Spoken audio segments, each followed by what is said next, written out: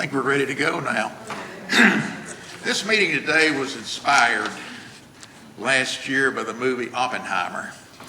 And some of the members of the committee said we need to get something in here about atomic energy. And we're very pleased today to have with us as our guest Mr. Don Hunnicutt, Vice President of the Oak Ridge Heritage and Historical Association, and retired member of the History Museum in Oak Ridge. Well, I'm not retired. You still give tours? Oh, yeah. Yeah. Who is going to be speaking to us today about atomic energy, the building of the atomic bomb, and enrichment of uranium. Please don't get it too technical for my benefit. But anyway, we are very pleased to have Mr. Don Hunnicutt with us today. Pull that mic up a little closer. Well, thank you, and it's a pleasure to come out and tell the story about Oak Ridge.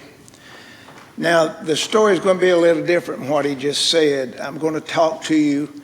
I'll give you some information about the separation process, but the story is basically about how the area was selected, how it got its name, the city, daily life of the people. You can see how the people worked as well.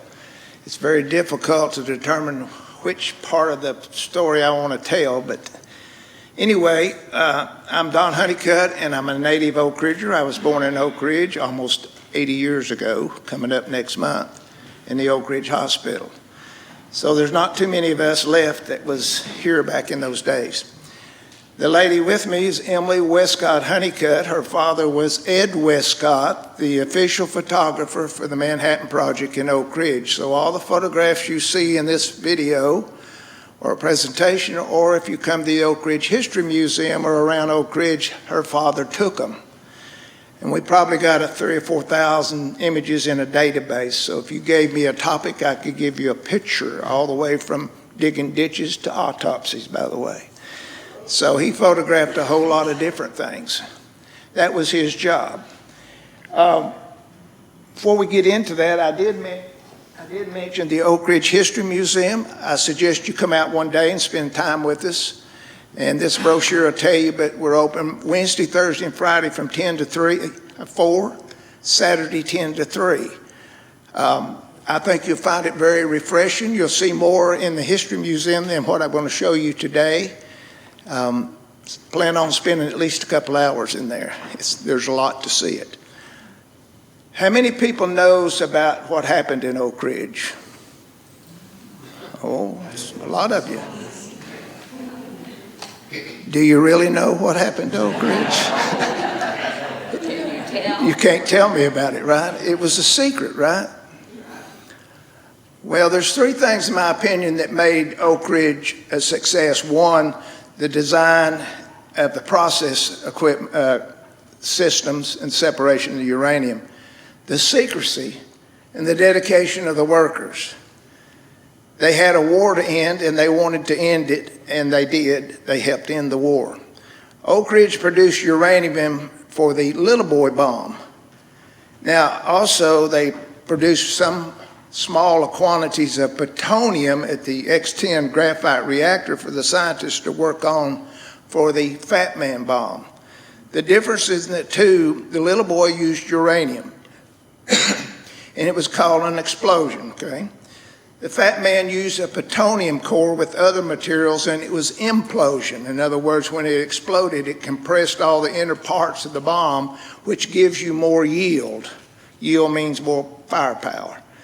Today's weapons is kind of designed like that. I had a career at Y-12 in assembly, so I'm familiar with a lot of that stuff. I cannot tell you about. So that was the two differences in the two weapons that was dropped on Japan. With that being said, let's start the video. Ed Westcott was born January the 20th, 1922 to Lucille and Jamie Westcott in Chattanooga, Tennessee. Ed had a younger brother named Buddy Westcott, and the family moved to Nashville when he was a young teenager.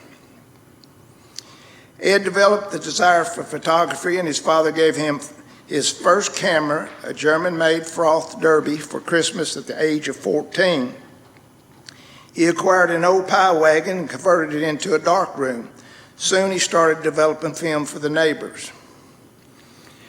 In 1942, Ed went to work for the Corps of Engineers in Nashville, Tennessee. This photo shows some of the photography group Ed worked with. Some of his assignments were photographing several southern states for dams, airstrips, and a site in Crossville, Tennessee, where a prisoner of war camp was to be located during World War II. In the fall of 1942, the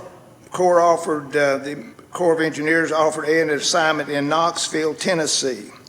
This project became the Manhattan Project. Ed was 20 years old when he arrived in Knoxville on December the 12th, 1942, and he was the 29th employee hired by the Corps. His assignment was to photograph and document the construction of the plants, the city, and the daily life of the people of the Clinton Engineer Works. The only equipment the Army Corps of Engineers furnished Ed when he arrived at Oak Ridge was a used Argus C3 35mm camera, which cost about $69. Later, he acquired a 4x5 speed graphic camera and an 8x10 view camera. Ed designed and had one of the metal shots to make this windshield or wind box so that the bellows on his camera would not move while he made aerial photographs. Many of Ed's aerial photographs were taken from this helicopter. Leave him up a little longer. Around noon on September the 19th, 1942, a car with 5 men stopped at the Elza Whistle Stop and got out of the car and stood at a vantage point to look over the valley in front of them. 2 men had the Corps of Engineers insignia on their blouse, and the other 3 men were officials of the Stone and Webster Engineering Corporation of Boston. After a brief conference, they agreed land acquisition should proceed. General Leslie Grove selected an area in Anderson County and Roane County that contained 58,762 acres or 92 square miles to build 3 nuclear plants in the city. On October 1942, the people of Anderson County noticed strangers roaming the valleys and ridges that made up their homeland. The area was home to about 1,200 families that had lived on this land for centuries. One such farm was the George Anderson Farm, which is in the New Hope community on the east end of the present-day Y-12 plant. This is Mr. Anderson with his mules Jack and Charlie.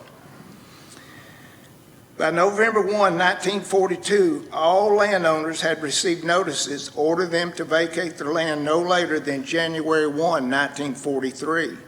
Approximately $2,600,000 cost the government for the land. The average cost per acre was $45. Some only got $24 per acre. The project was referred to as the Kingston Demolition Range. General Groves did not like the word demolition range. He said people would be suspicious and start asking questions. It was renamed the MED, or the Manhattan Engineering District, and later became the CEW, Clinton Engineer Works, and eventually Oak Ridge. Now, the people in that area had named the mountains and the bow ridges and so forth, and one ridge is Pine Ridge, where the water treatment plant sits, and another one is So-So. But the reason they selected Oak Ridge, they had to meet certain requirements. It had to be more than 200 miles from any coastline. You had to not be close to a metropolitan city, need a railroad system close by, you need plenty of power and water, and you need mountains, valleys, and ridges. Well, Oak Ridge has got valleys and ridges. We're more than 200 miles, so we met all of those requirements. Now, in the early 1943, Colonel Nichols, who was the district engineer of the Manhattan Project in Oak Ridge, told the workers, we need to name the city that we're building. So all kinds of names came up, obviously, and they selected Oak Ridge because the city, the main part of the city and the housing is built on Black Oak Ridge, the ridge they just built on. So that's how the city got its name. And for example, like Pine Ridge, there was a lot of pine trees that grew on that ridge. So the people named those ridges and valleys, but that's how the city of Oak Ridge got its name. This property owner, Pearlie Raby, received this notice from the War Department dated November 11th, 1942. Remember I said they got their notices the 1st of November and they had to be out by January the 1st. And some of those people went to court to sue the government, but they lost the case to no avail. And that basically reads, the War Department intends to take possession of your farm December 1, 1942. It will be necessary for you to move not later than that date. To pay you quickly, the money for your property will be placed into the United States Court at Knoxville, Tennessee. The court will permit you to withdraw a substantial part of this money without waiting. This may be done without impairing your right to contest the value fixed on your property by the War Department. It is expected that your money will be put in court within 10 days, and as soon as you are notified, it is suggested you get in touch with the United States Attorney to find out how much you can withdraw. Your fullest cooperation will be a material aid to the war effort. Very truly yours, Fred Morgan, Project Manager. Just think about it. You come in one day and you got a notice and you got to move. These were farmers. They had crops in the barn, crops in the field, hay in the barn, cattle, pigs, hogs, and so forth. One guy said that he had all of his possessions and he got to the gate and he didn't have his list of what he had with him, and the guard wouldn't let him go back and get the list. So they argued a while, and finally the guard said, well, go back and get it. There was no moving vans available, so they had all kinds of different ways of getting rid of their stuff back. One lady came in the museum, said she had a uncle and aunt lived on Bethel Valley on a farm, and they did find land on the other side of Clinton that they bought, but she didn't know how they moved everything. So that's just a drastic situation that happened, obviously. Not even family-owned businesses were spared. Shown here was the J. Nash Copeland Community Store located where Walgreens is today. This is some of the raw land Ed saw before the project started. As you can see, there's not much there at all. This grading will become the main railroad bed from Elsa looking north. Workers are installing the spur line at the main line at Elsa, which will be the spur line into the project. Supplies to construct Y12, X10, the city will arrive on this line. A spur line from the main line at Blair was used for construction of K25, the S50 in Happy Valley. You probably never heard of the S50 separation plant. It was a new facility that came online, and I'll tell you about each one of them in just a few minutes. And Happy Valley was an area where the construction workers and their families lived to build the K25 gaseous diffusion plant and also the S50 separation plant. There is nothing down there today. Happy Valley's grown up, you'd have to know where to look. And the K25 facilities all been demolished. Excuse me. And there's a nice museum, the K25 History Museum on top of the fire department. So if you'd like to go see that, I'd recommend you seeing that. It tells the story about the gaseous diffusion separation. So let's talk a little bit about that. Y12 used the electromagnetic separation process, which means you had magnets. And magnets generally are made by winding copper wire around something to make magnetism. Copper was used for the war effort, so Colonel Nichols went to U.S. Treasury and borrowed 16,700 tons of silver from the U.S. Treasury. That silver was weighed and sent to a foundry under guard. The foundry smelted it down, you lose a little bit. It was weighed again and sent to Alice Chambers to make bus bars and windings for coils. And when all that got ready, they weighed it again, but they put everything in separate containers and shipped them to Y12 in Oak Ridge. And when it got to Oak Ridge, they assembled everything. So in 1970, all the silver, almost 100% of it, was returned back to the U.S. Treasury. That's a story in itself. We have pictures in the museum. It shows you little filings. They was checking everything that had to do with silver that they recovered it. So that's kind of the story on that. But Y12 used the alpha calutrons and beta calutrons. An alpha calutron is was developed by E.O. Lawrence in Lawrence, Livermore, California, from a cyclotron he had. Now, I can't get too technical because I don't know myself. But anyway, it was called a racetrack, the alpha. It was in an oval like a racetrack and had 32 tanks sitting like this, and that was a calutron. Those tanks were evacuated, and it had electrical charge. And upstairs or behind a wall, calutron girls, operators, later nicknamed calutron girls, operated each one of those calutrons by keeping the needles on the number they were told to, either vacuum or electrical. They had no idea what they were doing. And so the uranium hexachloride gas would come in to the system, and it would go through the electrical arc, and it would bend. And the enriched part would go over in this collector, and the other go another way. And they'd run that process over and over again. Now that collection box those little particles that came in there would turn back to metal flakes. Pretty complicated. And they would run it over and over. Y12 had about 1,200 calutrons, more alpha than beta, because you had to run more through the alpha calutrons than you did the beta. When that was done, they'd move that product to another building that had beta calutrons that would sit in tanks like this, in a rectangular shape. They ran it through there, and it would enrich it from 19% uranium to about 90 or 91% uranium, which is bomb-grade uranium. And that was sent to Los Alamos for the scientists to work on the little boy bomb. And also, the K-25 gas diffusion plant was a different type of separation. It was done through barriers, and the building was over a mile in length, and it was shaped in a U.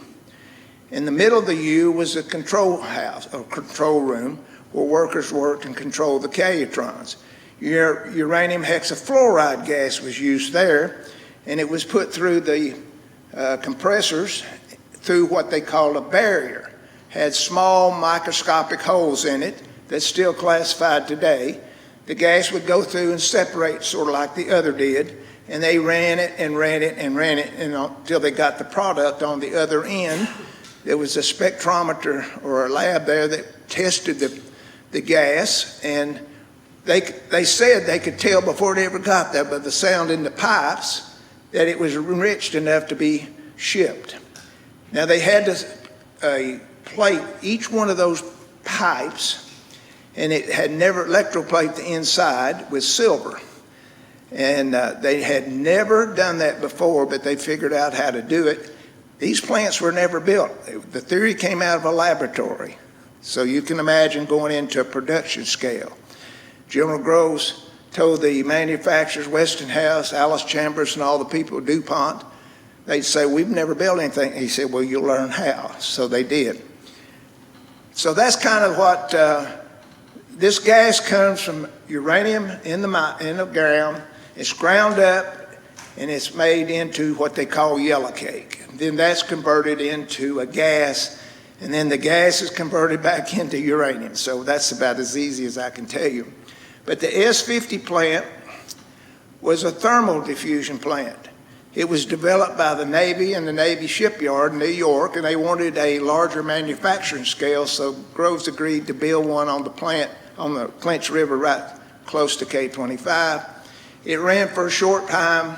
They had a lot of problems with the high pressure steam inside the tubes, had long tall tubes, but it did put a little bit of uranium in the system, so Y12 and K-25 could produce that uranium for Los Alamos. They shut the plant down after a while because K-25 came online and they didn't need it anymore.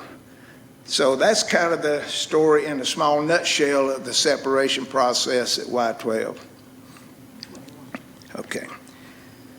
This is another spur line from the main line at Elsie, which was used to offload material. These buses are ready to be offloaded and put into service as soon as the bus system's ready. You got to remember, there was nothing out there but farmland. It's not like going over here to Knoxville, West Knoxville, and building a city. 3.5 years they built a city, functional. So you not only do you're working on uranium, you got to have a city, food, and all that. So we'll get a little more of that. It's very, very complicated. The Central Railroad system operated by the Army contained 37 miles of tracks. Construction cost for the entire system was over $1.5 million. Buses, food, houses, trailers, construction materials, and materials for Y-12, K-25, and X-10 plants and other items were brought in by rail. The 1st of January 1943, fencing, go to the next one. Okay. Fencing was installed around the entire project. Control over entering the area was established on April 1, 1943, when armed guards were placed at checkpoint gates on roads leading into the area. This is the construction of Elsa Gate, which was located on the east end of the turnpike going toward Clinton.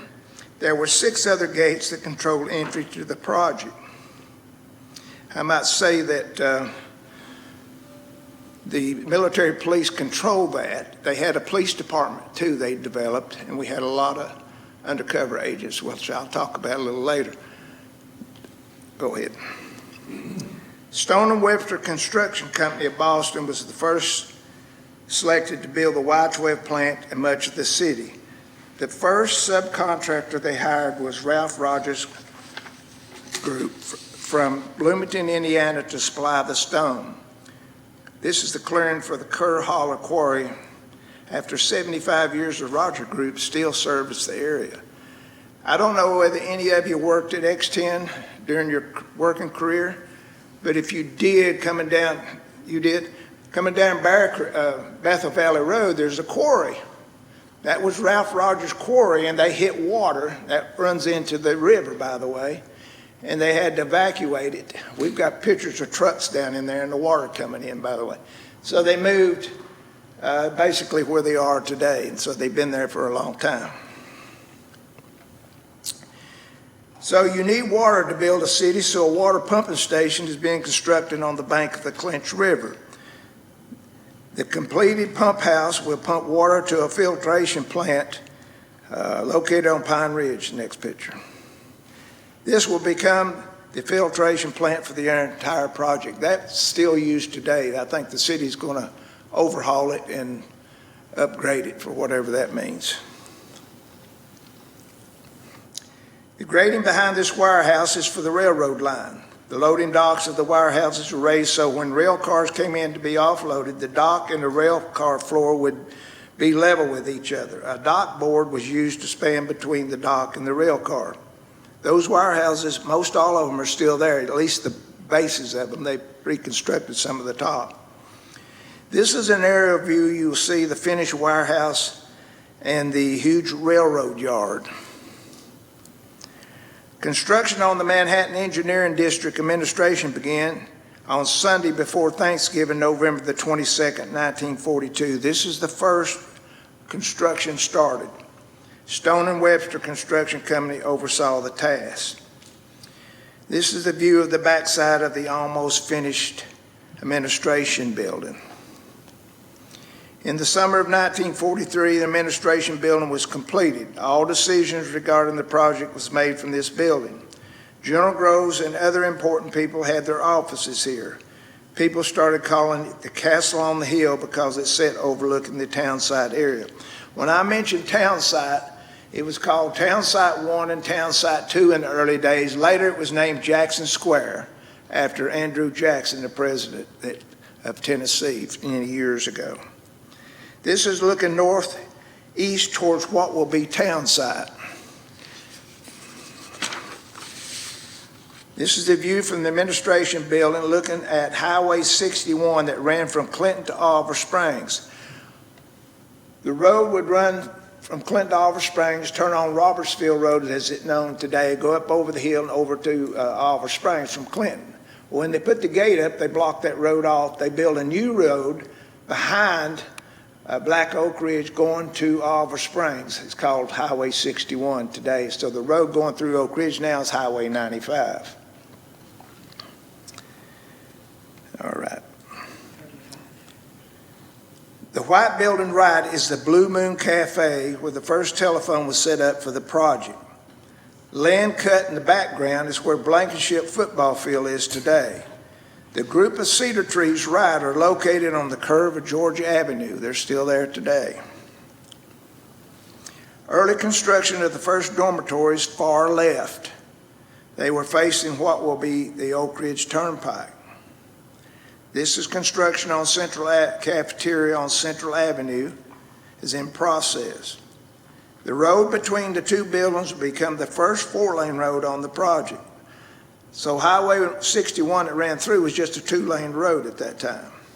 The grade in the foreground will become Tennessee Avenue. Dormitories in the left of the picture will be for women. Laundry, medical facilities, fire department, police protection, housing will also started. There was 2-to-1 ratio of women to men because of the war effort. The average age is about 27. If you was a man there, you were lucky. You might have pick of the litter, you might say. This tree clearing looking east will become Tennessee Avenue. Now, they only took trees down as necessary. If you ever drive up in the historical part of Oak Ridge, you notice it's hilly, but the trees have gone back, and that's basically what it looked like when they started. They just didn't cut trees and clear the whole land naked. When you have construction, you have mud. No, I'm sorry, another view of Tennessee Avenue looking west, all right. Go back, please.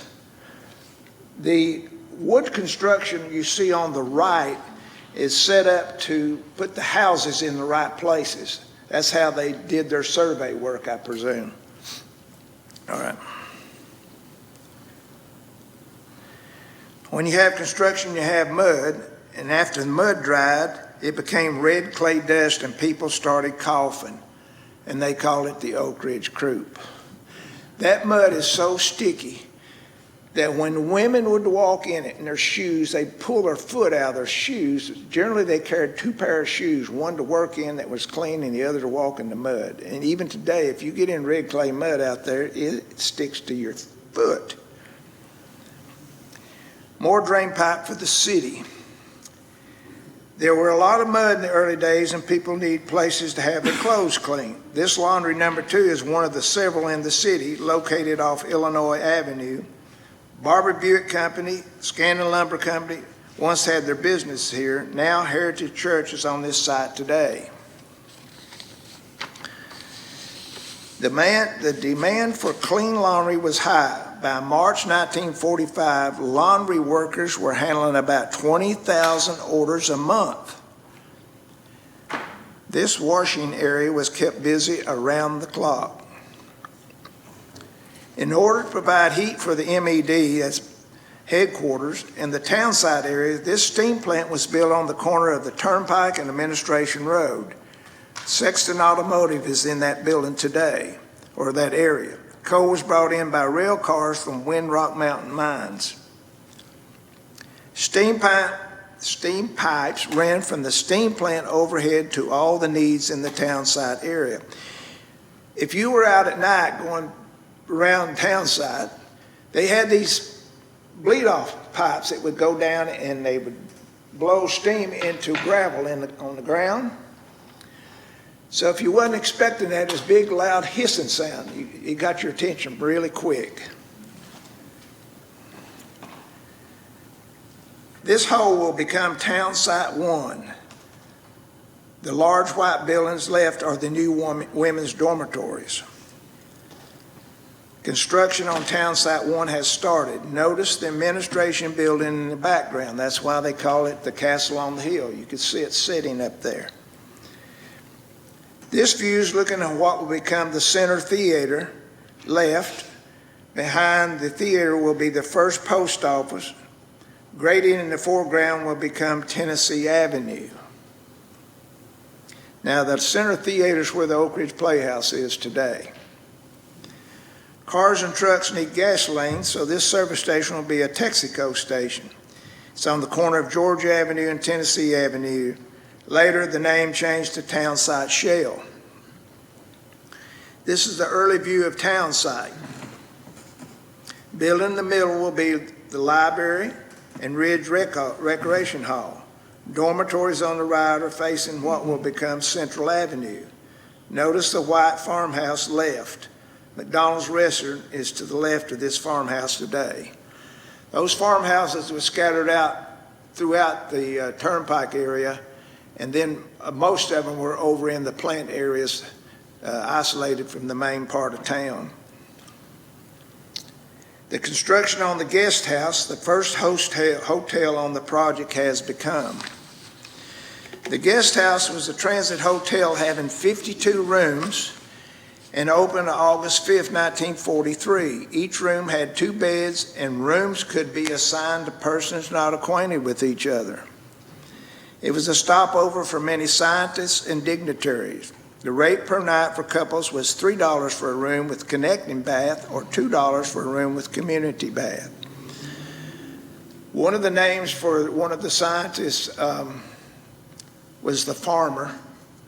I'm trying to remember who it was. Fermi, I believe. Now, Oppenheimer came to Oak Ridge maybe 1 or 2 times, and we'll get to that in just a second. Construction for the new chapel on the hill has begun. Most churches were torn down to make way for the city. The chapel on the hill was the newest church built by the Army and was used by all religious denominations. It was dedicated on September the 30th, 1943, and is located behind the guest house. That church is still functional today. It's got its original construction beams inside, sort of goes up about as high as this maybe. And it looks almost like it did in the early days. The choir loft sits back here. If you come in this way, the choir loft's back there. They moved the organ from the choir loft down here, I guess, to keep people walking up and down steps. But generally, if you go there during the day and go around the back to the office and ask them to show you the church, they will. And it's something to really see inside. There was another one built just like it called East Church out in the eastern part of town. It's still functional, but this one was the very first one. Okay. People have to have meat to eat, so a cold storage building was constructed on Coal Yard Road. Meat was brought in by the truckloads. Butcher meat was stored inside this cooler. Chicken was brought from a local farm across the river on Edgemore Road. And this is the chicken processing area. The central cafeteria was the proper place to eat. It also served as the place you could go to find someone. Just wait around long enough and that person would show up to eat. The cafeteria was open 24/7. There was other cafeterias scattered out all over what I call the reservation, the populated area of the city. So when you have 75,000 people in there at the summer of 1945, you got to have places for them to eat and live. Workforce, you had about 82,000, including the workforce. When the war was ended, the bomb was dropped. The population shrunk to about 30,000, somewhere close to what it is now, because a lot of those people were construction workers, and they left to go to other jobs. Other people kept their jobs because the Cold War came into play, and the role of Y-12, K-25, and X-10 was important and stayed functional. I might mention the reason X-10 was built was a graphite reactor to produce those small parts of plutonium for the scientists to use. The spinoff of that was radioisotope, medical use. Some of your medical procedures today was developed right over there at X-10. That's where it all started. And the first shipment of those isotopes went to the Shaw Bernard Burn Center in St. Louis in about 1947, I believe it was. So the spinoff from the bomb was devastating for what it did, but yet it was good for future life-saving for people. Okay, looks like potatoes will be on the menu for today. They got a hold of some bad, what was it, fish, I believe, and a lot of people got sick down at that cafeteria. They had a great selection of pies and cakes which made in the bakery and served each day. The city's first post office is located on Tennessee Avenue and opened on August 16, 1943, with George E. Bolin as postmaster. All the mail was sorted by hand. I might say you could receive mail and you could mail things to people, but you was told not to talk about what you saw in the plant area and talk about the weather. Don't talk about anything really specific about anything. And I'm sure the mail was scrutinized. We had the first newspaper, the Oak Ridge Journal, which Mr. Westcott was the photographer for that. Jan Gates was the editor. She said she printed something that before General Groves got to talk about it, and boy, was she scrutinized really bad over that. But all their information was looked at before it was mailed. For example, when the football team played football, they had to go out of town to play because they couldn't clear all those football players coming in. Now, everybody had a clearance when they came to work out there. They had to get a clearance. And we'll talk about how they got hired in just a minute. Okay, which one are we at? Oh, the long. As the city population grew, a lot of mail was processed, and house-to-house delivery began in February the 26th of 1946. For security reasons, convenience, it was decided to construct a hospital on site. In the spring of 1943, construction began on a 50-bed hospital, but before it was completed, it was enlarged to 300 beds. The hospital opened on November 7th, 1943. This is the main entrance to the hospital. And this is the receiving area inside the main entrance. Military doctors with this medical staff. After the war ended, some of the doctors remained in Oak Ridge to set up practice. One, Dr. Lewis Preston, second from left in picture. He was a baby doctor. Everybody out there went to see him or Dr. Hardy. The nursing staff was kept busy when the hospital opened. An estimated 6,000 patients per month was seen in the outpatient wing. From the beginning of the project to September 1, 1946, there was 2,740 born in the hospital. The first baby girl born on November 8, 1943, Elizabeth Ann, last name not given for security reasons.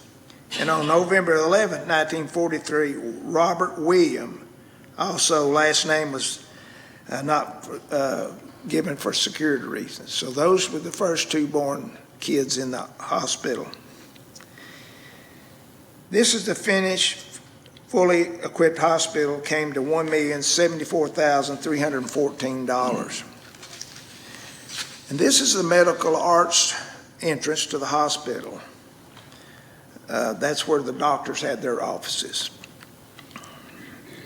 In the early days, there were no funeral homes on site, so when a person died, their immediate family is notified. Arrangements were made with the funeral home outside the fenced area.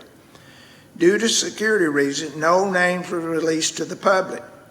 The Sharp and Berry Funeral Home was the first funeral home to open. It was located on West Tyrone Road behind the Snow White Drive-In, which all that's gone medical.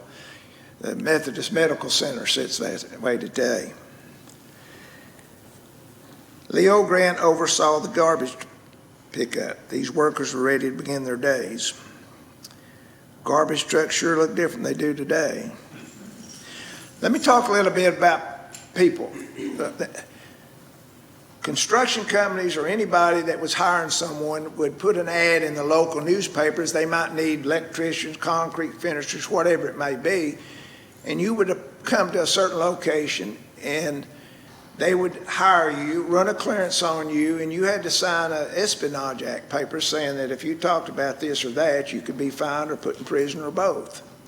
And if you were fired, you had to be checked out the same way. So security was a big deal. They went to the major universities and recruited scientists and professional people to come to Oak Ridge. Dr. Blankenship, the first school superintendent, went to the major universities and recruited teachers. And Oak Ridge had one of the highest accredited school systems in the state of Tennessee for many, many years. It's still pretty high today. Some of the private schools, I think, is a little bit higher. So we had some of the best teachers. They were all young. They all looked older than me, but they were all young, you know, in their mid to late 20s. So when you came in to work, let's say you was a welder and you came to work for J.H. Jones Construction Company, they would tell you what gate to report to. When you got there, you'd show a credential of some sort, and a representative from that company would come and get you and take you and show you where your living conditions would be. Now, in the early days, the construction workers and the African-American men and women lived in what was called a hutment. We have a replica of one of those at the museum. It's no more than a 16 by 16 plywood box with push-out windows, screens on the inside. It had electricity, and it had 4 beds, and each person had their name on the bed so you wouldn't be arguing over where part of the hutment you slept in. And it had a coal stove in the early days. Now you can imagine a coal stove in a wooden box. That's pretty fire hazard. So they took it out and put a kerosene stove in there. And it's pretty rustic. So if you come to the museum, you get an opportunity to see what one looked like. Now, they also brought in trailers as far away as Florida and New York and sent them up in trailer camps. We had about 7 or 8, 9 trailer camps scattered out throughout the area. And then we'd be put sort of in a semicircle, and the building in the middle would be where you go to take a shower, wash your clothes, and some had a phone. Now, the hutment area, you go down the wooden boardwalk to another building to take a shower, wash your clothes, or so forth. And the African-American workers lived in a different area, and it was during segregation times. And they had a barber shop, a beauty shop, rec hall, cafeteria, and a movie theater in there as well. In the back, Mount Zion Baptist Church was back there. The Reverend Fuller was the minister at that time. The ladies were separated from the men, even though they were married. The ladies was behind a wooden fence that had guards, and there was a 10 o'clock curfew, and the men could visit, but they'd go through there and make sure they were all out of there. So don't ask me why they did that, because I don't know. We've never read anything related to that. But I would presume if someone got pregnant, they'd have to leave the facility. Right across the street where Norweather is today, if you're familiar with Oak Ridge, it was a field hospital. Later became the public health department. I would presume if someone needed medical attention, that's where they'd take them, because back in those days, the black population had to find a different hospital to be treated than the white people did, just the way times were. So that's kind of the early type housing that people lived in. The construction workers brought their own trailers too, so after the war they left, and then the trailers was taken down. We have no trailers and no hutments, except the replica that we talked about. And I'm going to talk about some more housing in just a minute. Okay, most housing for women were needed because there was 2 women to every man. These apartments are located on Broadway Avenue. There were 2 apartment buildings built in the townside area. Those buildings are still there today, and they're rented out as apartments, by the way. A total of 89 dormitories were constructed across the project. These dormitories are in the townside area. I don't know whether you ever saw a dormitory or not, but it's a pretty big structure in the shape of an H. And in the middle of the H is where the heating system was in the form of an S, the letter S. The H dormitories took up more of a footprint than the S dormitories. So there was each named in alphabetical, like Canton Hall, Charleston Hall, and so forth. Those were men. I don't remember what some of the women, we have a list of those down there. And the men could visit the women. They had to go in the lobby and ask to visit Joe Johnson up on the 3rd floor, whoever it was. And they were supposed to come down and visit and go out and date, whatever.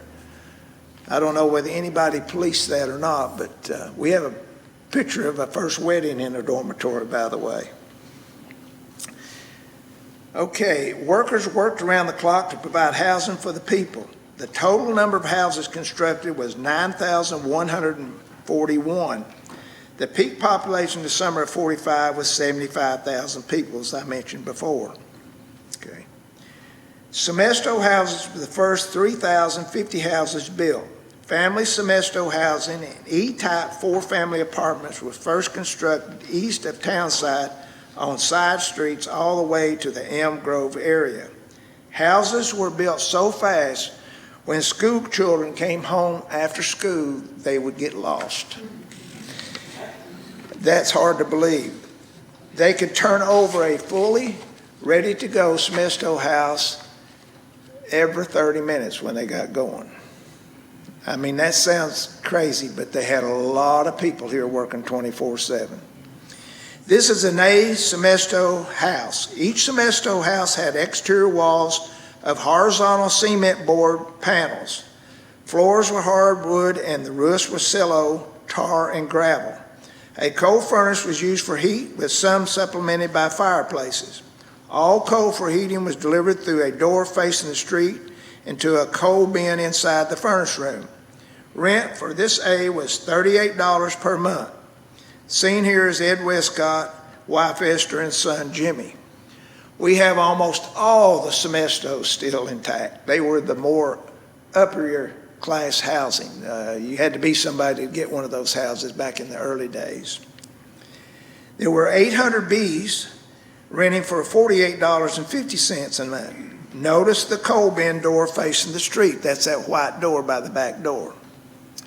There were 400 Cs, and monthly rent was $56. Now, some people call them alphabet houses. We call them Semestos, A's, B's, whatever. There was 447 D's, $68.50 per month was the rent. Some D2 houses had a half bath in the master bedroom. Those are bigger, and they're a lot.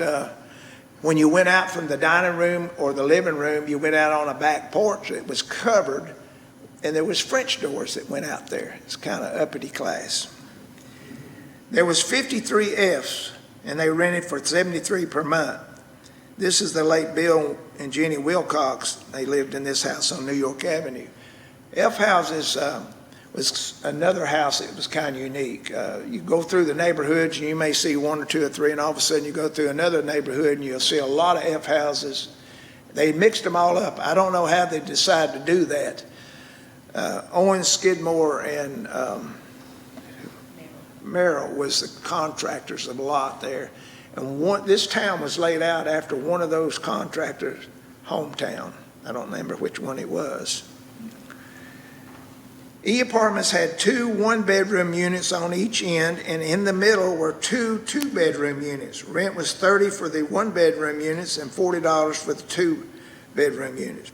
And this E is on Florida Avenue. It's still there today. Now, construction started on the high school. The high school was located on Kentucky Avenue and overlooked the town square. On October the 4th, 1943, the first session of high school began with an enrollment of 830 students. Elm Grove Elementary School, as seen here, was the first elementary school built. This wood Semesto building contained 32,200 square feet and had 14 classrooms. It was located on Tennessee Avenue and Taylor Road. It's been torn down. It's a park. It did not have a cafeteria in the very beginning, so you had to take your lunch in a bag, and you ate lunch in the gymnasium. Then they built a cafeteria on later. There was other schools like Highland View, Pine Valley, Cedar Hill, and Linden that were elementary schools as well. Central Bus Station was located on the Turnpike. Security 1 Square occupies this area today. That's directly across from the Oak Ridge Hospital. The American Industrial Transit operated the bus system. On May 4th, 1944, paid bus fare began. 10 cents or 1 token was the charge to ride the bus. Tokens were 5 for 30 cents, and a transfer could be used to commute from one bus to another on the same trip. 90 buses provided regular bus service over 75 miles of streets in the residential area. You're looking towards the bus station, and we see a lot of bus activity. In March 1944, 5 town site routes were in operation carrying 215,000 passengers, and by May 1945, 21 residential routes were operating with a total of 1,335,000 passengers. So either you rode the bus or you walked, because most people didn't have a car. If they did, gasoline was rationed along with tires. Meat was rationed. You're going to see about that a little bit later. Everyone rode the bus. At the peak of operation, the bus system was the 9th largest in the country, with around 840 buses being used. Advertising was used on the buses. Go back to that a minute. You remember seeing Rock City on about everything there was between here and Chattanooga over the years. The crude way to transport people was this modified cattle trailer. Benches was installed and the windows did not have glass. The people called this means of transportation the cattle car. The military police was in charge in the beginning of the city. By early 1945, security forces include 4,900 civilian guards, 740 military police, and more than 4,000 civilian policemen. The Intelligence and Security Division include approximately 55 agents. These police officers are ready to tackle the streets to keep the peace. The military police rode horses to patrol the fence lines, and the back roads were patrolled by armored cars. Next photo.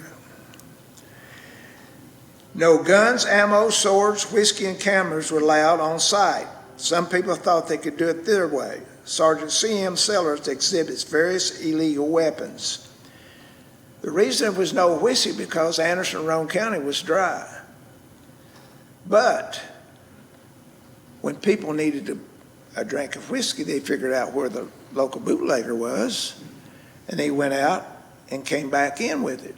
Now they searched the trunks and everything on these vehicles. How do you think they got it back in? Anybody got an idea? I'm sorry, what? Well, that's probably a part of it. The ladies would take a pail of dirty diapers out with them, put the bottle down in it, and they wouldn't look in there. One guy said he had a hidden compartment in the trunk. Now, they didn't have sophisticated sniffing dogs and mirrors and all this stuff like they do now. But I'm sure there was, the guards knew where they're going and bring them a bottle back and give it to them maybe later on. You're probably right. I'm sorry. Pick one up for me. Yeah, right. I'll just give you one, just don't pull me over. People who had certain jobs required to take a lie detector test. From the look on this woman, I would think she was telling the truth. As I said earlier, give me a subject, I'll give you a picture. It's pretty well true, isn't it? The first fire department was set up in the old remote, not even Santa Claus would get inside the gates without being searched. 2 women were talking, and one says, I know what they're making at Y12. She said, oh, really, what? Toilet paper and light bulbs. She said, how do you know that? Because that's all my husband brings home in his lunchbox. One lady called him Black, a friend of ours, she's deceased now, came with her sister and mother to help end the war. They had a brother that was in the military, and the father stayed back in Nashville, and they lived in Happy Valley, and she got trained as a leak detector and worked there, and then she also moved to some other jobs. But they would ask her, Colleen, what are you making at Y12? She said about $1.25 an hour. So they wouldn't talk about what they did. People kept their mouth shut. That's what they did. That's how it was success. The first fire department was set up in an old remodeled barn at Elsa Gate on February the 11th, 1943, and comprised of 4 men, one 500-gallon per minute water pumper, and 1,600 feet of hose. These guys had no experience as firemen. They just hired them. In September 1943, a new fire hall opened on Tennessee Avenue in Townside. Colonel Cromer of the Corps of Engineers is given control of the fire department to Fire Chief Harvey Maples. Harvey Maples came from Knoxville, and he knew about fire, and they hired these guys right off the street. One guy put in a job for a fireman. He got out here and he found out it was for the fire department. He thought it was for the railroad to be a fireman. No resident in the town site area is more than 500 feet from an emergency fire phone. They were very afraid of fire because everything was new. By the way, the houses, the Semesto houses, had western fir inside. There was none of this pine wood. It was all good stuff that was brought in. And the Semesto panels had asbestos in the cement. That's why they call them.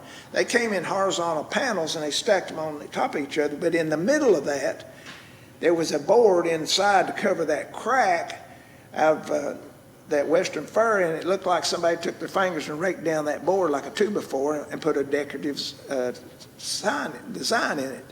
So if you go in one of those houses, then they hadn't sheetrocked it, you could see that, because when you was inside, you saw the same thing you saw outside. But as long as you don't get asbestos airborne, you're all right.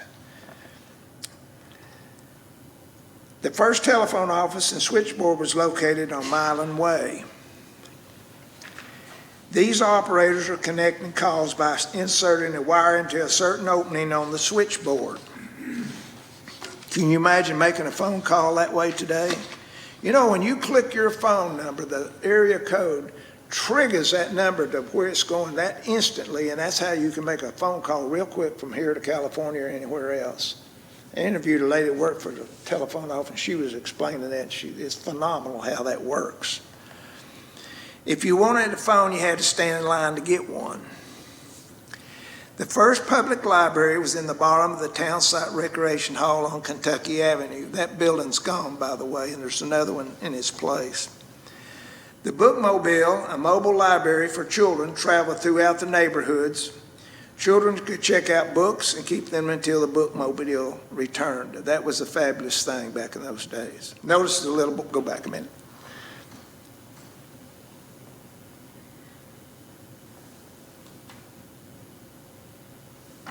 Notice the little boy sitting on that wooden walk reading that book. Now the dress for kids in that day looks like he's got a diaper on. Probably does, and a shirt. That's about it. All right. No shoes. Well, none of us wore shoes. I don't know how we did it. Go out today and you can't hardly walk on the pavement. The feet hurt, you know. You used to. All right, where are we? Bookmobile. Okay, the town business was run from this building, Town Hall, located on Kentucky Avenue. It's still there today. The first newspaper, the Oak Ridge Journal, was located on the upper floor. Okay, I'm sorry. The first newspaper, the Oak Ridge Journal, was located on the upper floor on the north end of the building. That would be the furthest away from those cars. City business was conducted from the main floor. Okay. The city jail was in the basement of Town Hall. I believe we have a jailbird. That's Mr. Westcott in there. He had a sense of humor with his photography. Williams Drugstore was the first drugstore in the square. Later it became the Jackson Square Pharmacy, and now it's Dean's Restaurant. If you go in Dean's Restaurant, the floor is the same as it was back in the day, and there's a big beehive they found down as you go to the bathroom inside of a encased on the wall. And that telephone booth is a phone we used to use when we went in the pharmacy years ago. They had a free phone on a post, and that would be the one you'd use. But if you want to see what a telephone booth looked like in those days, you go to Dean's and you see one. All right. These people are standing in line for cigarettes. A lady said she stood in line, didn't know what for. When she got up there, they were selling cigarettes. She didn't smoke, but she got them and then sold them to somebody. So, next door was Taft Moody Ice Cream. Let's go inside and see what's shaking here. Looks like they have plenty of candy for Valentine's Day. Next door is Samuel's Men's Store. The Horn family operated Samuel's for many years. If you wanted a tailor suit or a fitted shirt, this was the store to shop in. It was the only store in town to get a suit. These people are standing in front of the first bank in the city, Hamilton National Bank. Let's go inside and see if we can get some money. Let's open the savings account. You can see it's pretty different there than it is today. Standing in the line was normal. These people are waiting for the bank to open so they can cash their payroll check. One of the two movie theaters in Townside is the Center Theater. Looks like you could win this pony. I don't know what you'd do with it, but anyway.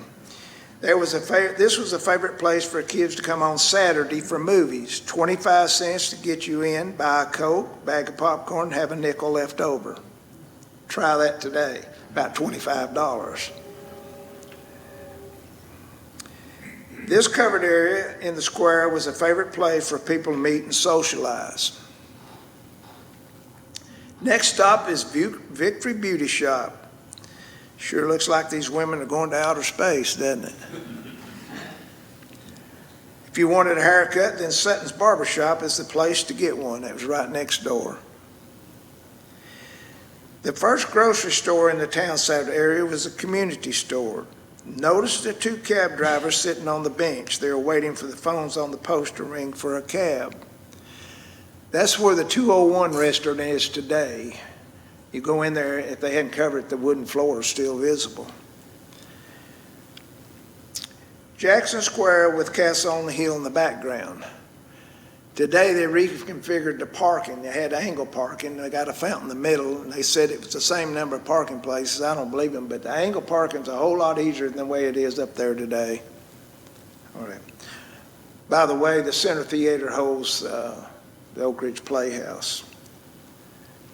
This is the second phase of the shopping center called Townside 2. Henry's Jewelry Store is the first jewelry store in Townside 2. Let's go inside and check out the goods. Shoppers are admiring the fine selection of items for sale. This large crowd is waiting for the grand opening of Miller's Department Store. Taylor's department store was in this location for a short time, but their contract was revoked. I never did find out why. Word on the street is that nylons is for sale. Now, that was a big deal back in those days. Nylons in a box of chocolate overseas was a big hit. Probably was here too. Check out the fur coats on these women shoppers. Who could say these Oak Ridge women didn't shop in style? Word on the street was right. What a happy shopper. Next stop for food is the A&P store. Do you know what A&P stood for? Atlantic and Pacific Grocery Store. They ground their own coffee too. It was really something. Most people like that A&P ground. You go in, put it in a grinder, and you grind it any way you want it. All that standing in line was for nothing. No meat today. The number one meat, if you couldn't get beef, was Spam in a can. Still on a shelf today, but different flavors. McCrory's 5 and 10 was a favorite place to buy toys, candy, nuts, household goods, hardware items, and many other home items. They sold paper kites in those days there too. The second movie theater in Townside was the Ridge. This was also a favorite place to go to the movies. Those two movie houses showed grade B movies. The other Grove Theater, which was the largest, that's a church today, and it's still rented out, and you can go in and they have function, and it's the same layout, the stage and everything. It showed better upgrade movies. Then we had another theater at Middletown and another one down at Jefferson called Jefferson, and they showed B-grade movies. That's a little better. But a lot of, you saw the newsreel and saw what was happening during the war and all that kind of stuff in those days. On the corner was Hoskins Service Drugstore. The Hoskins family operated 3 drugstores across the city, one in the Elm Grove Shopping Center and in the Jefferson Shopping Center.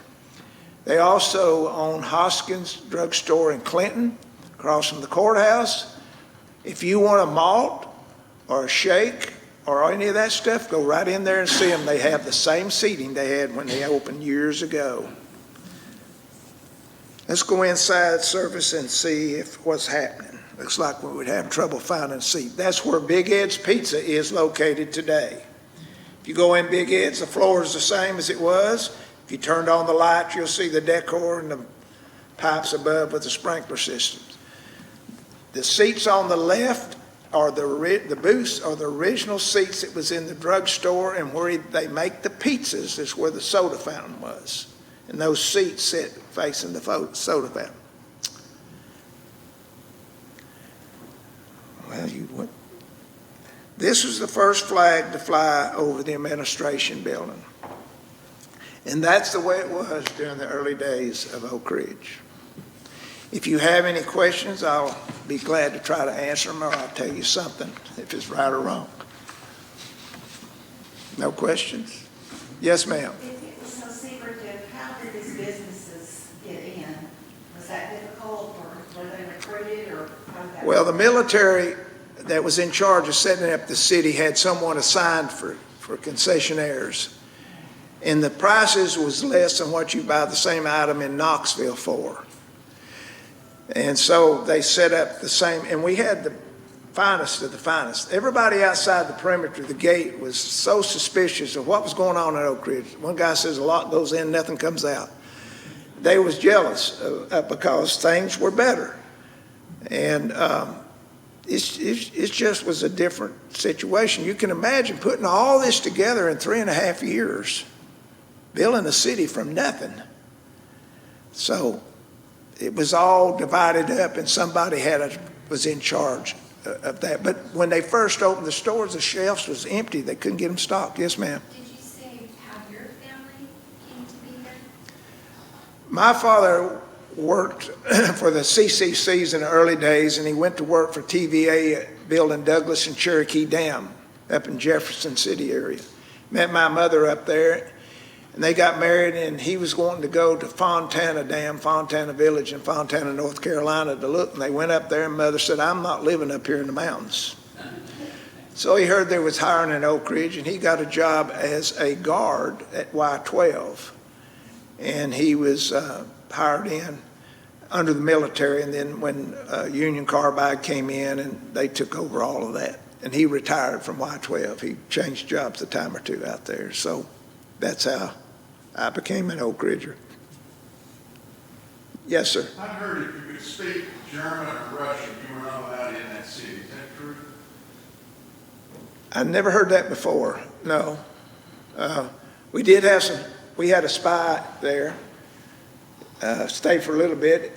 If you get online and hook up spies of the Manhattan Project, it's kind of interesting. Foos, I believe is one of them's last name. I'm sorry.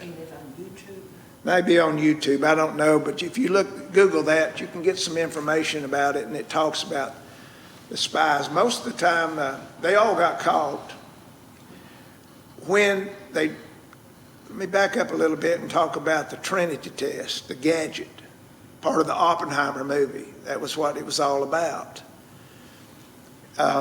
Like I said earlier, Oppenheimer came to Oak Ridge maybe 1 or 2 times, and when he was at the guest house, Mr. Westcott was walking by, and he asked him if he had change for cigarettes. Oppenheimer was a chain smoker from New York, so he said, I'll get them for you, and he did, and he sat down by the fireplace, and Mr. Westcott made 2 or 3 different photographs that's very popular. We have one in the museum. There's one up at the guest house. By the way, if you do go to Oak Ridge and you stop, you can go in the lobby of the guest house. The guest house we almost lost because it was owned by 2 private citizens, and they let it run down after Alexander shut down, the Alexander Hotel. thinking they'd get a lot of money for that, and it didn't. It went bad. So a man by the name of Rick Dover came in with a grant, and they refurbished it inside. It's beautiful, but the rooms are the same rooms, but they've upgraded them. But if you go in the lobby, you'll see the fireplace where the picture was taken. You go to the right, and there's a little alcove there that they've got pictures of the guest house, how it was before and after. But they really did a great job on it. He did the same thing at Old Knoxville High School up here, too. That's what his forte is. But anything else you can think of? Yes, sir. Of all the original acreage that the government bought, how much of it are they still controlling? Oh. Well, everything that X10, or it's called, let's go back. It was called Clinton Laboratories, then X10, and now it's called Oak Ridge National Laboratory. All of that, all that Y12 sits on, and all of the area down Bear Creek, I don't know, but it's about, let's just say it's maybe half of what the original acreage was. There's been a lot of acreage that the city's obtained and sold going towards the K-25 facility. But most of that in there is still fenced off. If you go Highway 95, the back way, all those roads going up there, you notice stay out. They own all of that. All the demolition from the K-25 plant went to the burial ground in Bear Creek. And so I can't give you a number of it, but maybe half of the acreage. Yes, sir. So you didn't come and go from there? It was contained? Oh, yes. She said, could you come and go? Yes, you could. Everybody over the age of 12 had to have an ID badge. Now, why they picked 12, I don't know, unless they figured 12-year-olds had enough sense to talk about something. I don't know.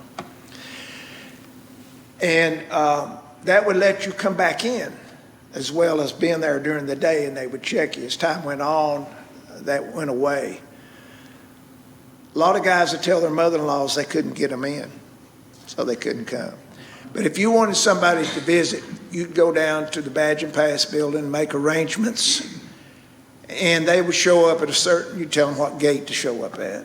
Generally, it was either Elsa or Solway.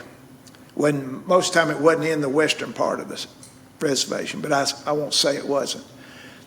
And you would be there to meet them, and they would come through and get their badge, and they wore it, and I'm not sure how long you could stay. Somebody said 2 weeks, but I'm not sure about that. So you was free to go, because a lot of the men that was here, they would go to Big Ridge State Park and the Smokies, and the Special Engineering Detachment was here. That's where they go on dates or outings or stuff. Yes, ma'am. Did you say, or maybe I misunderstood, that are there dangerous materials buried on the property? Yes, ma'am.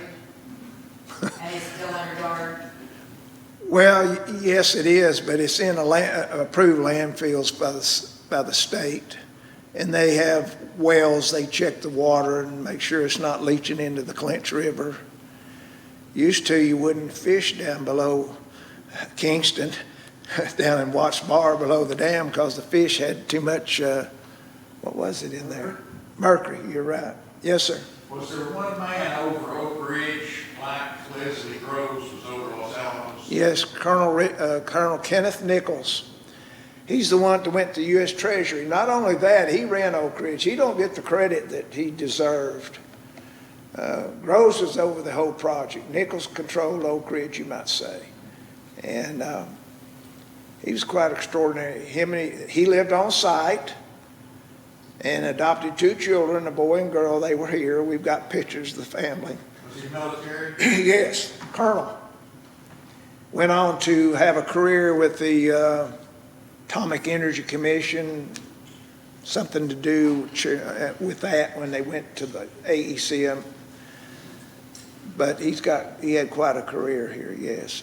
Now, General Groves did not live in Oak Ridge. He had a hotel room at the Andrew Johnson Hotel in Knoxville. There was a stone house on the east end of the house, is the Rackley house that was there originally. A lot of people thought they kept that for him to live in, but no, he did not. Just think about this. He was called into maternity ward on a gurney asleep. Indicates to me if he had that house, he wouldn't be in a maternity ward. Plus, would you want to be on site with all that chaos going on? You want a hotel room over here where you have a little peace of mind and privacy. Mr. Westcott told me that he did not live on site. Yes, sir. My mom was a Caviatron girl. My dad worked on the cyclotrons and other stuff. And they talked about living in a flat top, which I didn't really notice in your presentation. You know, I left that out. I'm sorry I did that. There was two more type housing too and another one. In order to make the program not be as long as what we're running now, but I don't mind talking about it. We also had Victory Cottage, another on-site built plywood house that was two-family, fully indoor plumbing, and it was heated by a kerosene stove. We don't have any of those. They're gone.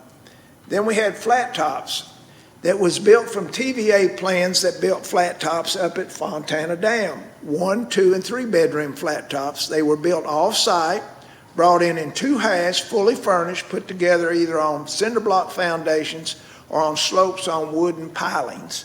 You had 1 door in, 1 door out, and the roof was rubberized, and it had a coal stove. We got an original coal stove out of a flat top in the museum, about so big, warm morning stove. So they had a coal box out by the street, and you had to go out there with your bucket, coal bucket, whatever you carried coal in, and get the coal, bring it in, stoke the fire.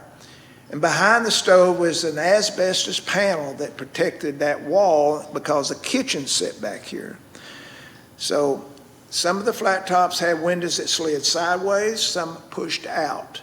We have a lot of flat tops still left in the west end, of town, but a lot moved out in the east end when they built a different subdivision out in there.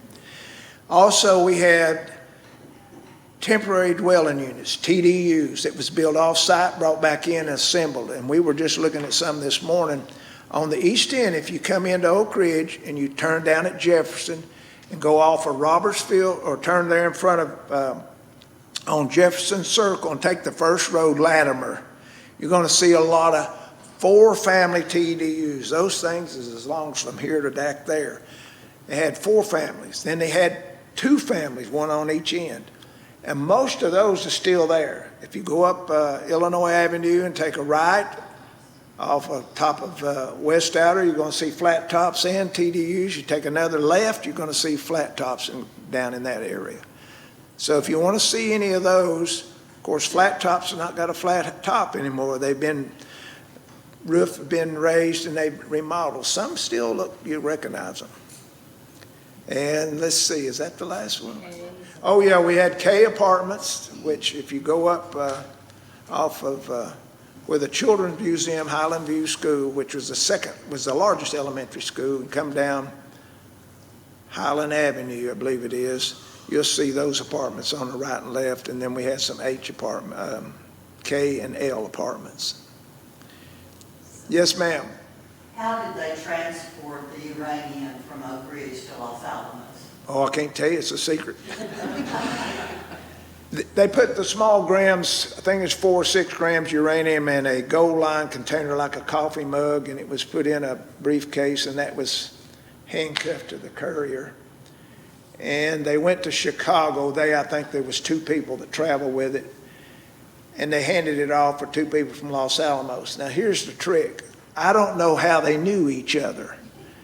Maybe the guy in the red shirt, but it's pretty obvious to see a guy with a briefcase handcuffed around his arm. But how they knew who to hand it off to, maybe they had some code word they used, I don't know. But that's how they transported the first amount of uranium.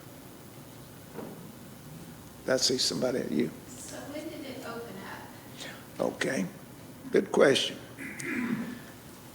So the AEC, Atomic Energy Commission, before March, decided they wanted to open the gates to the city. They had a town meeting, 300 people attended, nobody wanted to open the gates. They liked that. Kept the riffraff out, the prostitutes, the bootleggers, and all that stuff. They liked it. Well, they decided to open it anyway. So the town got together and had a big celebration. And they invited movie stars in Hollywood to come. And Donald O'Connor and some of those people declined because there was no liquor in Oak Ridge because it was dry. Well, anyway, Adolph Mengiu, Lee Bowman, Adele Juergens, Marie the Body McDonald came. She was the forerunner of Marilyn Monroe. Cowboy Western star Rod Cameron and Queen for a Day host Jack Bailey came. So they had a big Elsa Gate ceremony where the town manager and President Barkley was to come, Vice President Barkley, but his plane was late. So they had a big ceremony at Elsa Gate, and they had a ribbon stretched across the opening. What? Date. Elsa Gate. Date. Oh, I'm getting to that. She has to keep me on track. That was March 19th, 1949 when they opened the gates. So they had a ribbon stretched across the entrance about this wide, and we have a little piece of it in there. And in the middle of it had magnesium, potassium, and a dedicated phone line from the graphite reactor at a certain time set a signal, and with a big bang and a white plume of smoke like an atomic blast, it broke the ribbon. And the people outside were lined up almost to Clinton to come in. That was the only gate they opened then. Right after that, they opened the Oliver Springs gate and let people come in. And so we got pictures of a busload of people coming in, all different people. Before that, the Oak Ridge High School band was there playing music along with the Jefferson Junior High. And it was a phenomenal event. After they opened the gates, they had a parade that started in front of where the library is today and went to Turnpike and up around through Jackson Square. And the crowds was backed up on each side of the road, 8 and 10 people deep. And and they also had ceremonies on Blankenship Field. And they had a luncheon, and then at night they had the Crown Miss Atomic Bomb at the Oak Terrace Ballroom. But Cowboy Western star Rod Cameron, on Friday night before that, the American Museum of Atomic Energy opened its doors in the old Jefferson Cafeteria building. The VIPs came, and they had mechanical hands. You know, you see in these movies where they had work over on the other side of the wall, and they got this guy lit Marie McDonald's cigarette with a mechanical hand. And it was broadcast over WATO radio. But this gate open event was broadcast worldwide radio in those days. That was a big deal. Yeah. So on Friday night, Rod Cameron went to the CLU club and lost his Rolex wristwatch in a poker game. So all of these stars, they used 1949 Buick convertibles, except Jack Bailey, and he had a 1949 Mercury convertible, and it was a cream colored, and the others were black. And Harold Kofer was assigned to go pick up Jack Bailey at the Knoxville airport in that Mercury.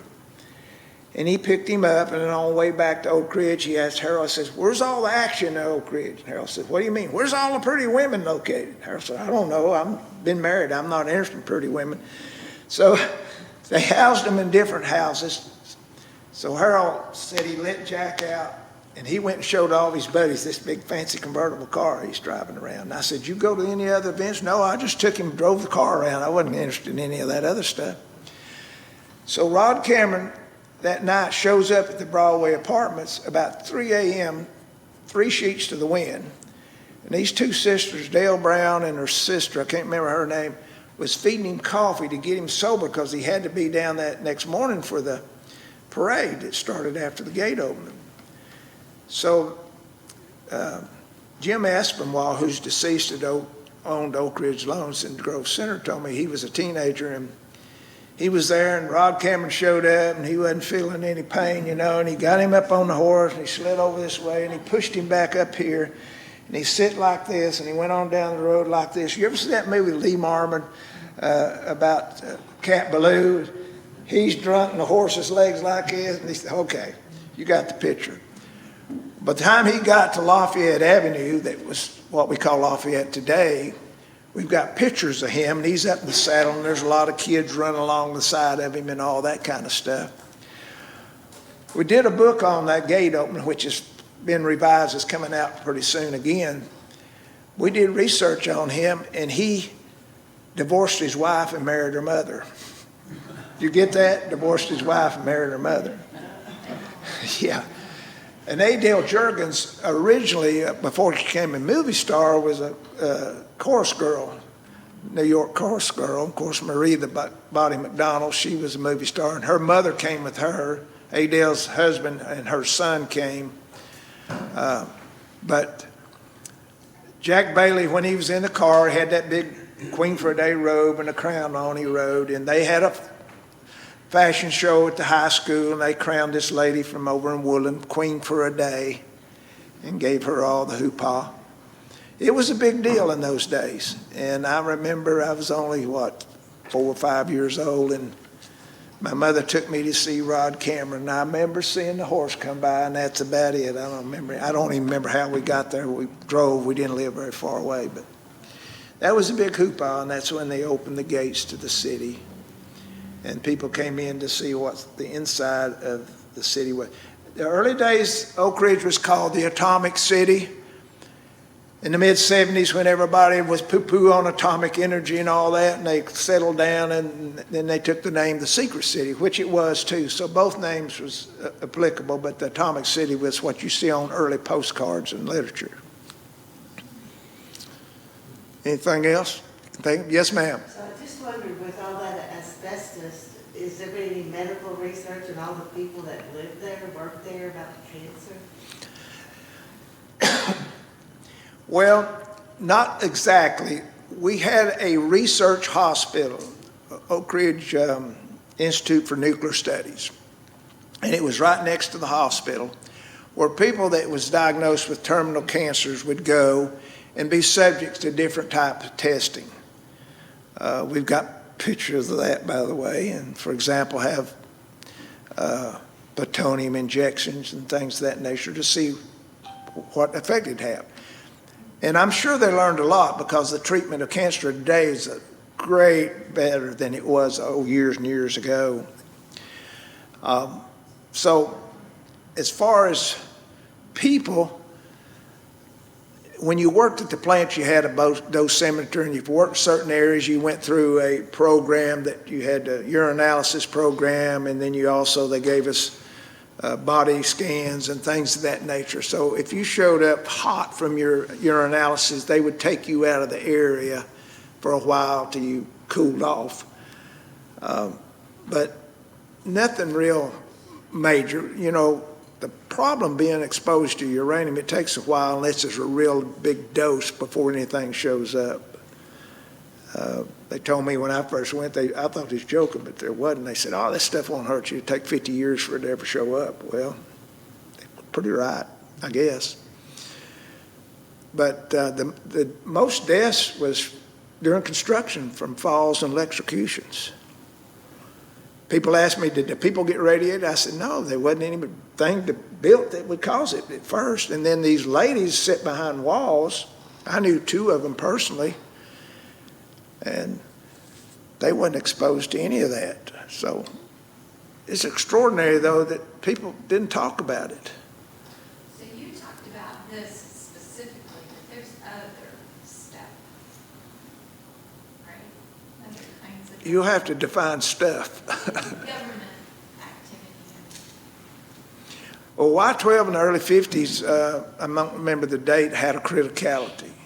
And a criticality means that you've done something that you're not supposed to do with uranium, all right?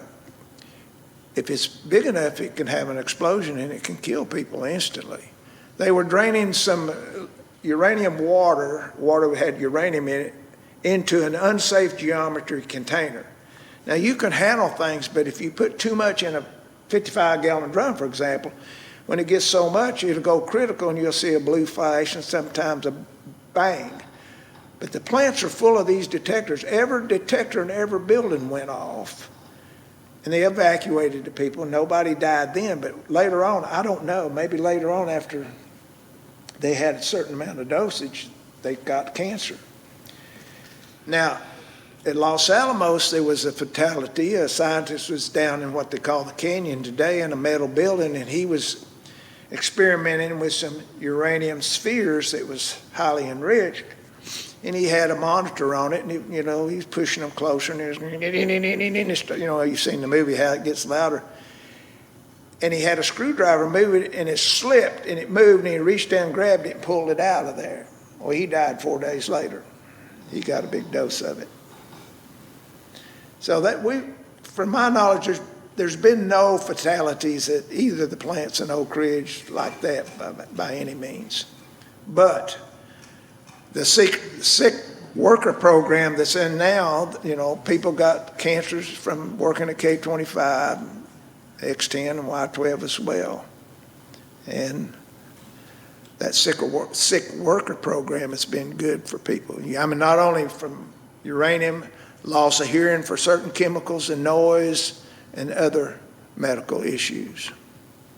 Yes? I read about a tour that's sort of a bus tour around different sites. Is that part of your museum complex, or is that separate? DOE has a bus tour that runs on Mondays, Wednesdays, and Thursdays in it, I think.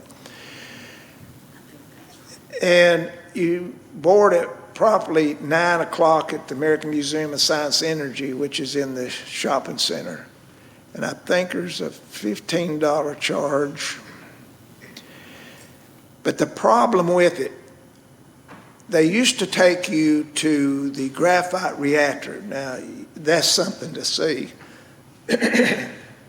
But they're doing some demo work around there, and the reactor was closed last year for that tour, and this year is closed too. Now they take you down to the K25 History Center, show you a movie about the reactor, take you to ORNL, and they take you in and let you look through the windows at the fastest computer in the world. And then they stop by New Hope at the New Hope Center that's got a small exhibit of Y12. There's a little boy on a dolly sitting in there and some other things, and they show you some of the programs down the hall they're working on. And you have to call ahead of time to get on. They only hold 30 people. I won't say it's not worth it, but it's not worth the time to, you can go to the History Museum yourself on your own, take as much time as you want. If you go on the bus tour, they got to be back by 12 o'clock. To look through the window at a fastest computer and nobody tells you anything about it, I'm not sure how interesting that would be. New Hope's okay. But you could go to the History Center of your own after you come to the Oak Ridge History Center, Oak Ridge Museum.